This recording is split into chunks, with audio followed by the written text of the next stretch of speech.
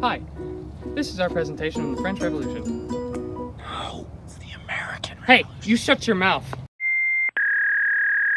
Hi, this is our presentation on the American Revolution. Here we see the British colonist enjoying his daily walk through North America.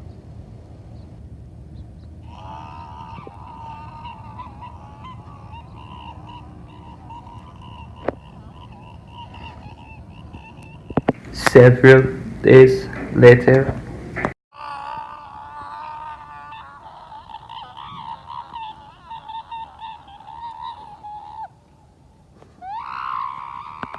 The American Revolution was about the 13 original British colonies wanting to leave the British Union, just like your dad left you.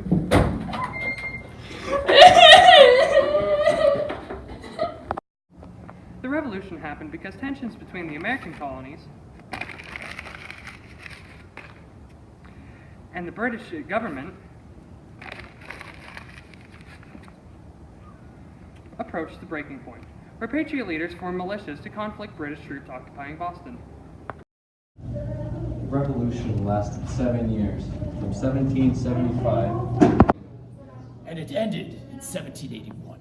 Important events.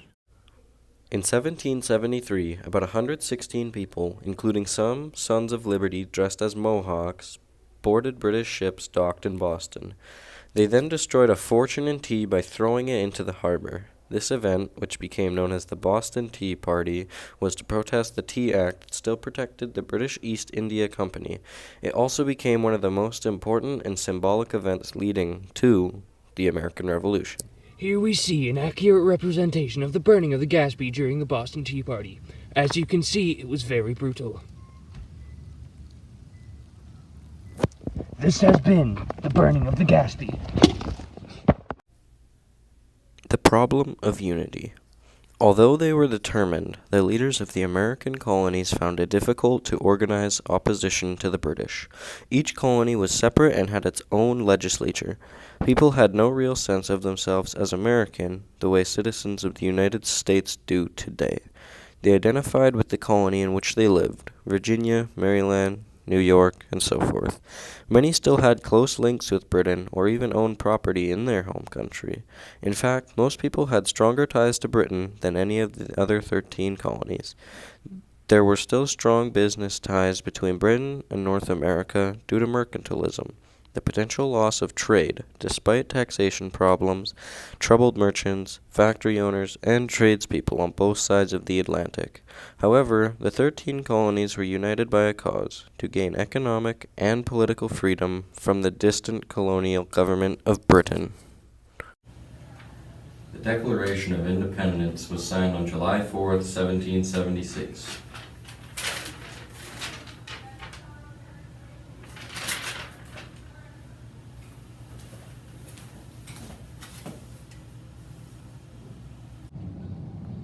Here we see an accurate representation of the battles of Concord and Lexington.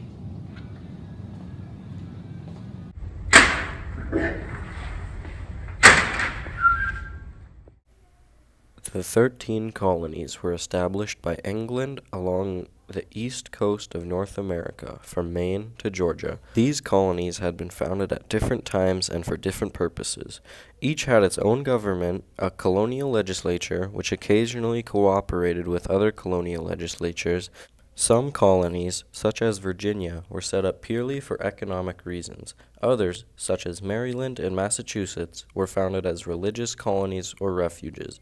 By the middle of the 18th century, the 13 colonies were prosperous, and their populations were increasing dramatically. By 1760, the 13 colonies had 1.5 million people.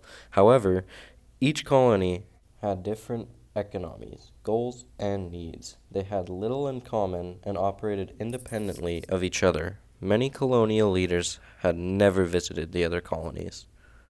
The mercantile system had some advantages for the Americans. Trade within the British Empire was tightly controlled, and competition from outsiders was almost non-existent.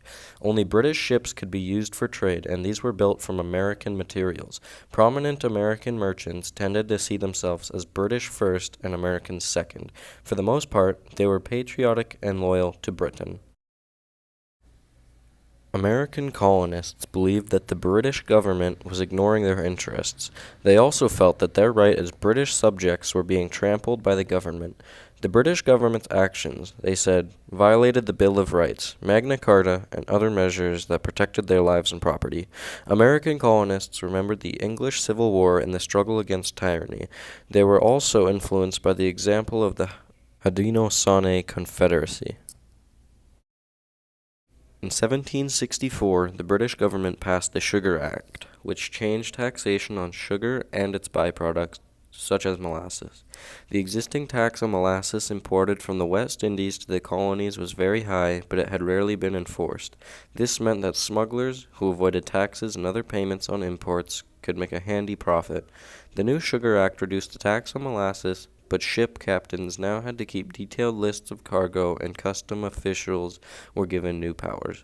This put significant pressure on all imports, whether legal or smuggled. The price of molasses and its byproduct, rum, increased. This kind of economic pressure seemed unfair to many Americans. Some Boston merchants protested by refusing to buy British goods, but at the time the protest was fairly low-key. This response would change with the passing of the Stamp Act. The Stamp Act of 1765 was a different kind of tax. It was more like a fee for services. It took the form of a stamp that had to be purchased and then stuck on items that were bought and sold. Stamps also had to be bought for documents, deeds, and licenses, for example. The Stamp Act affected everyone, and Americans were enraged. They had no representatives in the British Parliament, and they felt that they were being taxed without their consent. In their own words, they refused taxation without representation. The Stamp Act came just 2 years after the official end of 7 Years' War. Britain was deeply in debt and needed money, but the stamp tax did not solve the problem. Officials sent out to enforce the Stamp Act were often attacked. Some were tarred and feathered, a painful and humiliating experience. Mobs destroyed the houses of government officials. Many English politicians sided with the Americans. Few officials were brave enough to force people to use the stamps. The act was a disaster, and everyone knew it. It was repealed in 1766. In September of 1783, the U.S. government and the British Parliament officially agreed to the Treaty of Paris, which ended the American Revolution. Also, it drew lines between British Canada and the American territory. I'm so fucking hungry. Most American colonists saw the battle at Lexington as a major revolutionary event from which there was no turning back. In England, many people agreed that the Americans had reasons to rebel. Some British people saw a resemblance to the actions of Parliament in their own glorious revolution. Although English government at that time was not wholly democratic, the English themselves felt they had won more rights than almost any other group of people in the world. As for Americans, they knew they needed an army to fight the British on the battlefield. With the help of colonial leaders such as George Washington, who would eventually become the first American president, the revolutionaries were able to put together a sizable force, the Continental Army. In the first major battle, near Bunker Hill in Boston, the rebel army held its own against more experienced British regiments. Around the same time, George Washington was made commander of the Continental Army. This has been our very serious and well thought out presentation on the American Revolution. I hope you enjoyed. Now, if you excuse me, I'm out of here.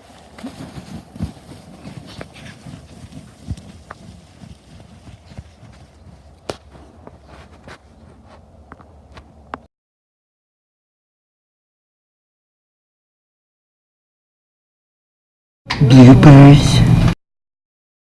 Yeet!